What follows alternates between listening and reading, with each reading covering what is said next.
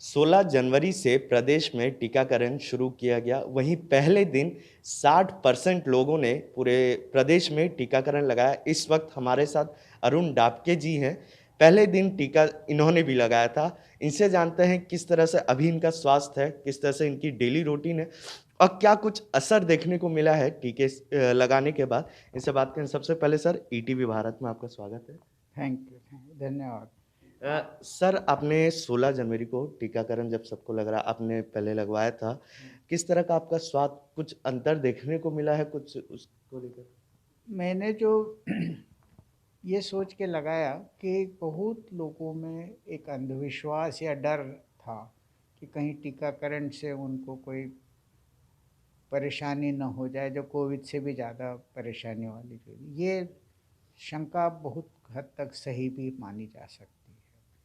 और ये मैंने देखा कि लोगों के मन में जो धारणाएं हैं उसके पीछे जो कारण रहता है वो ये कि उन्हें पूरे एक वैक्सीन डेवलपमेंट की प्रक्रिया का ज्ञान नहीं है। कोई भी वैक्सीन जब ह्यूमन मनुष्यों को दिया जाता है उसके पहले एक बहुत लंबी प्रक्रिया से गुजरते हैं, जी। जिसमें उसका केमिकल एनालिसिस होता है, उसकी टेस्टिंग होती है, सेफ्टी होती है, फिर ये एनिमल्स में दिया जाता है, फिर एनिमल्स में उनके कितनी रिएक्शन होती है, कितनी सेफ्टी, ये दिखा जाता है। फिर जब वो सेफ प्रूव होता है तब कुछ सेलेक्टेड इंडिविजुअल्स जिनको मालूम है कि स्वस्थ लोग हैं, इनको अपन टेस्ट करके कंटिन्यूस फॉलो करके उसको जब वो उनमें सेफ्टी पानी जाती तब उसको फील्ड ट्रायल बोलते हैं। तो ये फील्ड ट्रायल जब होता है इसमें काफ़ी बड़ी संख्या में टीकाकरण होता है। इसका विश्लेषण भी जब पूरा होने के बाद किसी भी टीके की सेफ्टी डिसाइड होती है। और ये भी सारे समाज को मालूम होना चाहिए, कोई भी टीका अगर बोले कि बिल्कुल कोई तकलीफ़ नहीं देगा, ऐसा अगर टीका बनेगा तो ये मान के चलिए उस टीका में कोई उस रोग की प्रतिरोधक शक्ति भी नहीं रहती है। तो अभी जो टीका कोविड के हैं इसमें करीब 30 टीके विभिन्न वैज्ञानिक संस्थाओं में टेस्ट हो रहे हैं। और जो अपने यहाँ जो टीका है ये ऑक्सफोर्ड यूनिवर्सिटी से इसके ऊपर काम हुआ है। एक तरह से ये बहुत सेफ है। अभी इंग्लैंड में, यूरोपीय के कुछ देशों में यही टीकाकरण हो रहा है। तो चूँकि मुझे ये चीज़ें मैं पढ़ चुका था, ज्ञान था, इसलिए मुझे लगाते समय कोई डर नहीं लगा। और मेरा डर नहीं था, शायद इसकी वजह से मुझे कोई तकलीफ़ भी नहीं, यानी मानसिक टेंशन भी नहीं आया। जैसा मैं रूटीन काम कर रहा था वैसा ही मैंने सब किया, इंक्लूडिंग जब मेरे को बाहर जाना पड़ा तो वो भी मैंने किया। तो ये, और आज भी मेरे को उस टीके की बदौलत कोई तकलीफ़ नहीं हुई। मतलब कोई लक्षण जो बोल रहे थे कि एक टीकाकरण सामान्य तौर पर फ़ीवर भी कुछ लोगों को आ जाता है, कुछ थोड़ा बहुत शरीर में दर्द भी हो जाता है, ऐसे तरह की कोई दिक्कत नहीं हुई है? मेरे को नहीं हुई है, पर जो अपने भारत के और कुछ दूसरे शहरों के डॉक्टरों को सबसे पहले लगा है ये टीका, तो उनमें से कइयों को टीकाकरण के बाद हल्का सा बुखार आया है, कुछ लोगों को वीकनेस लगी है और कुछ लोगों को जॉइंट में पेन की शिकायत ये दूसरे तीसरे दिन हुई है। पर ये सब मामूली थी, सभी का उनका विश्लेषण के बाद वो सब स्वस्थ आए हैं। और दूसरी तीसरी अच्छी बात ये कि अपने यहाँ के टीके में किसी तरह की कोई वीकनेस या कोई मस्तिष्क या किसी तरह की कोई तकलीफ नहीं आई है। और अभी अपन देखें कई लाख टीके भारत में लग चुके हैं और ये जो कंक्लूजन्स ये कुछ हद तक सही मालूम पड़ते हैं।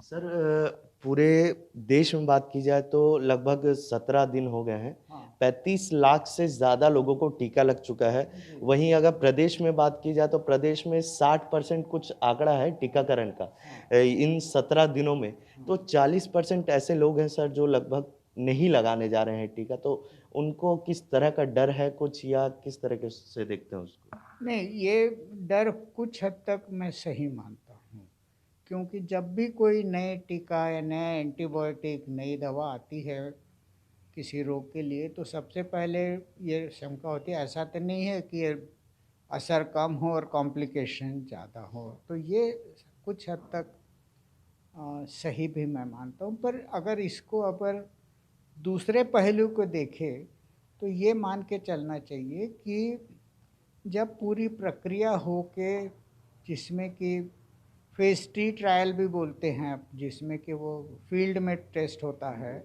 सामान्य लोगों में टेस्ट होता है, उसके बाद जब वो क्लियर होता है तभी वो टीका को पब्लिक में दिया जाता है। और अपने यहाँ ये करने वाली संस्था में Indian council of medical research, जो कि बहुत विद्वान लोग हैं उसमें उसमें सब तरह के एक्सपर्ट्स हैं, और उनका जब एनालिसिस और ये होने के बाद होता है तब ये पब्लिक को, और इसका मेरे से ज़्यादा इम्पोर्टेंट प्रूफ है कि आईसीएमआर के डायरेक्टर जनरल ने भी खुद ये टीका लगाया, ताकि लोगों को ये ना लगे ये दूसरों को बोल रहे हैं, खुद को नहीं लगा रहे। तो मेरे हिसाब से इस तरह की शंका करना एक लिमिट के आगे उचित नहीं दिखता।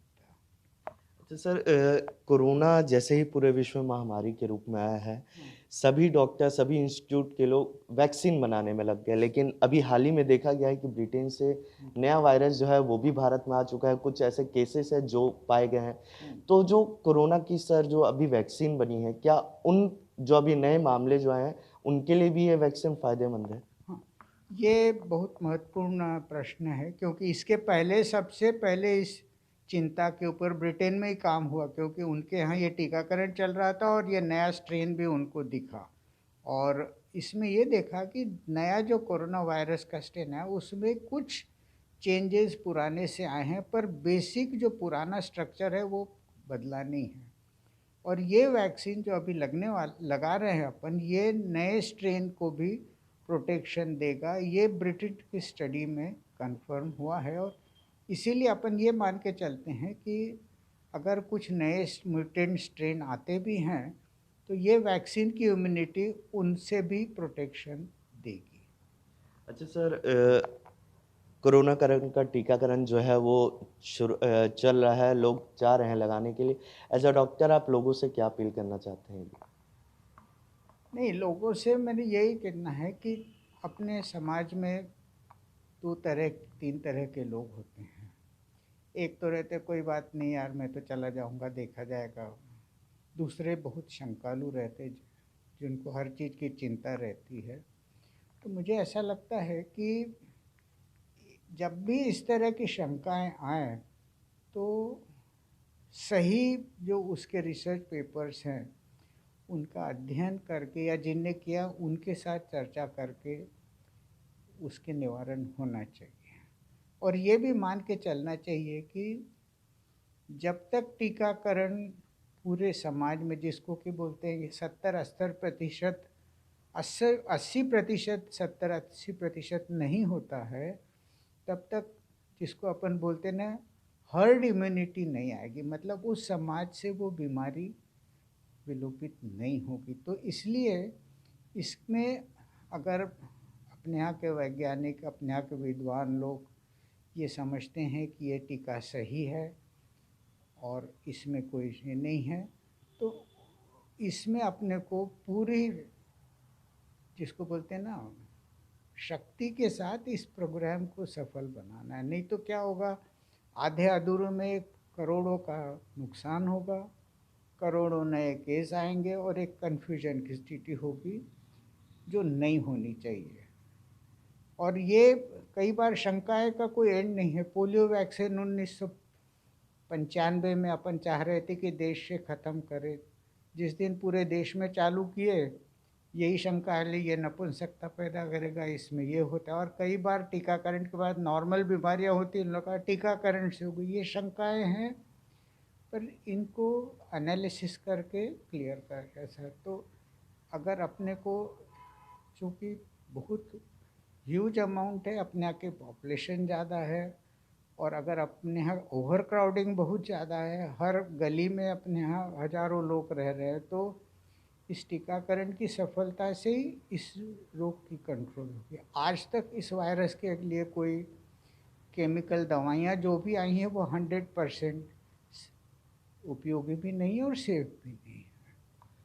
ईटीवी भारत भी अपने दर्शकों से ये गुजारिश करता है कि हालांकि टीकाकरण प्रदेश में अभी चल रहा है, बावजूद इसके मास्क पहने रहें, सोशल डिस्टेंसिंग बनाए रखें और सरकार के द्वारा दिए गए कोरोना गाइडलाइन का पालन करते रहे। सहयोगी रितेश तंबोली के साथ अभिषेक कुमार सिंह, ईटीवी भारत, रायपुर।